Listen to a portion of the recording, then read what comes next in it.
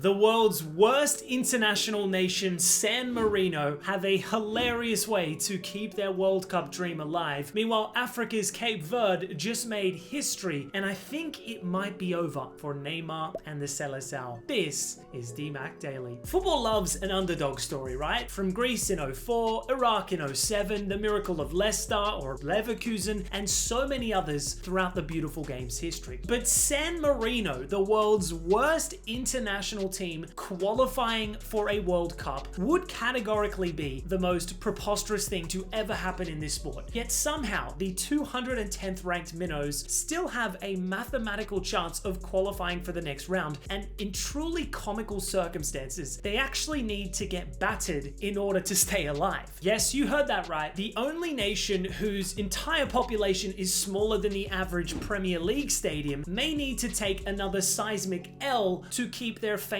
World Cup hopes alive. Let me explain. So San Marino has had a typically grim qualifying campaign thus far. 7 games played, 7 defeats. Now, they did in fact score a goal, but they also conceded 32, including a double-digit defeat at the hands of Austria, where literally every outfield starter got themselves a goal contribution. But thanks to UEFA's bafflingly complex qualification system, they've somehow found themselves in a mathematical miracle. You see, San Marino topped their Nations League group last year. Yes, that actually happened after 2 wins and a draw. That placed them among the 14 Nations League group winners, alongside powerhouse nations like Spain, France, and Germany. Anyways, the Nations League feeds into World Cup qualification. The next round of UEFA's qualifying involves a 16-team playoff system. The 12 second-place teams will qualify, plus the 4 highest ranked group winners from the Nations League who didn't finish in the top 2 in their World Cup groups. Right now, only 5 of those Nations League group winners, Wales, Romania, Sweden, Moldova, and San Marino, aren't in their group's top 2. San Marino, being the lowest ranked Nations League group winners of these 5 teams, only gets in if one of those 4 others finishes second in their groups. And conveniently, Romania, who are in San Marino's World Cup qualifying group, could make the top 2. They have a must-win game against Bosnia, but it may end up coming down to goal difference. So when San Marino face Romania in their final qualifier, the best thing the 210th ranked nation can do for themselves is lose.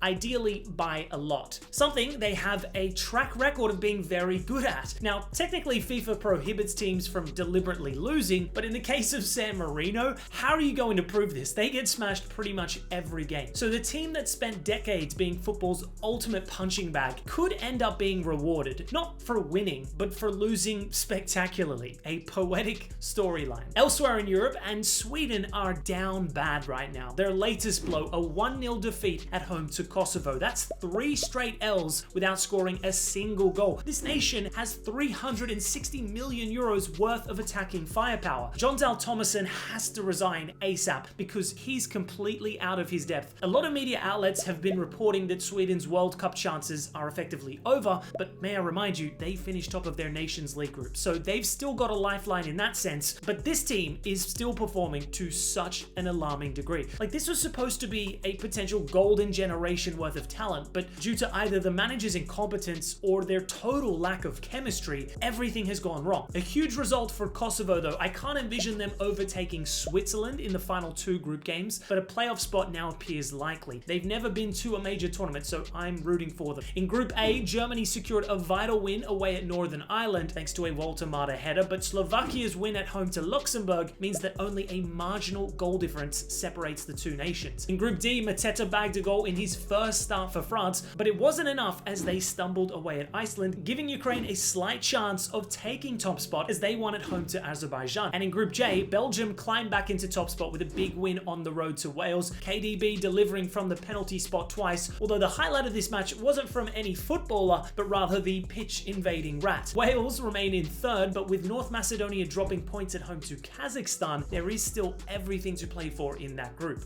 Shifting gears to Africa, and football just got its latest fairy tale, and this one's written in the Atlantic Ocean. Cape Verde, a tiny island nation of barely 500,000 people, has qualified for the World Cup for the very first time, having topped Group D, finishing ahead of African powerhouse nation Cameroon. Their decisive moment came earlier in Praia, a stunning 1-0 win over Cameroon, sailed by Delon Livramento's screamer. From there on, they didn't look back. A gritty 3-3 draw away in Libya, some narrow wins at home, and finally a dominant 3-0 victory over Eswatini on the final day clinched the dream, and the scenes that followed were spectacular. A full-on pitch invasion. With a population of around 525,000 people, Cape Verde will be the second smallest nation to ever qualify for a Men's World Cup, behind only Iceland back in 2018. But this achievement is the reward for over a decade of steady progress. The Blue Sharks have quietly become one of Africa's most consistent smaller teams, making multiple AFCON appearances and even reaching the quarterfinal stages on 2 separate occasions. Many of their stars were actually born or raised abroad. The Cape Verdean diaspora is far-reaching, yet this is still a team that very few expected to top their World Cup qualifying group. Key defender Logan Costa of Villarreal is the only member of this squad that's currently playing in Europe's top 5 leagues, but that collective spirit has got them over the line as they became the 6th African nation to lock in their tickets to next year's tournament. History was also made elsewhere in Africa as Tunisia, who had already qualified, became the first nation ever to complete a World Cup qualifying campaign without conceding a single goal. 10 games played, 10 clean sheets. That is legit unbelievable. Moving to South American football news, and Brazil's manager Carlo Ancelotti has made some interesting comments in the future of Neymar in relation to this seleção. Now granted, Ancelotti can't go one press conference without being hounded by journos over the future surrounding Brazil's all-time leading goal scorer,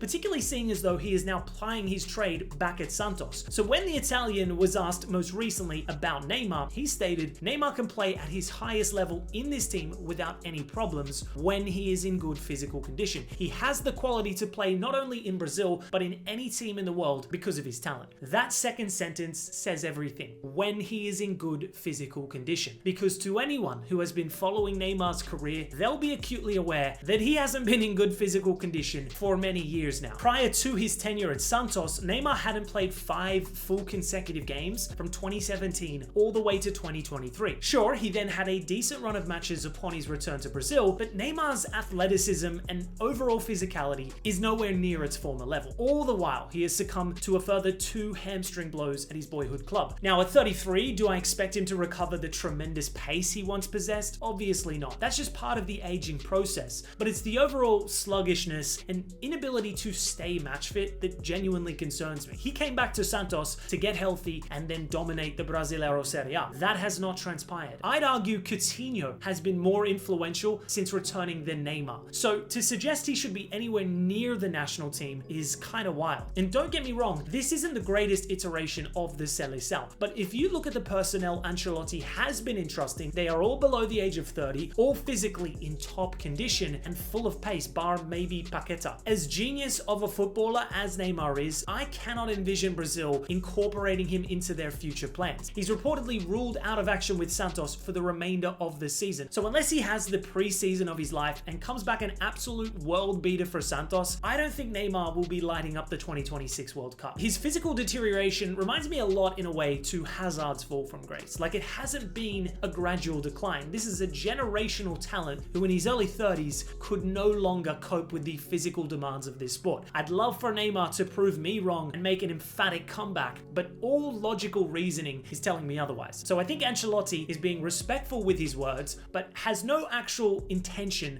of including Neymar in his future plans. But do you agree or disagree? Let me know below. Thanks as always for tuning into DMAC Daily. Appreciate you guys, and I'll see you tomorrow.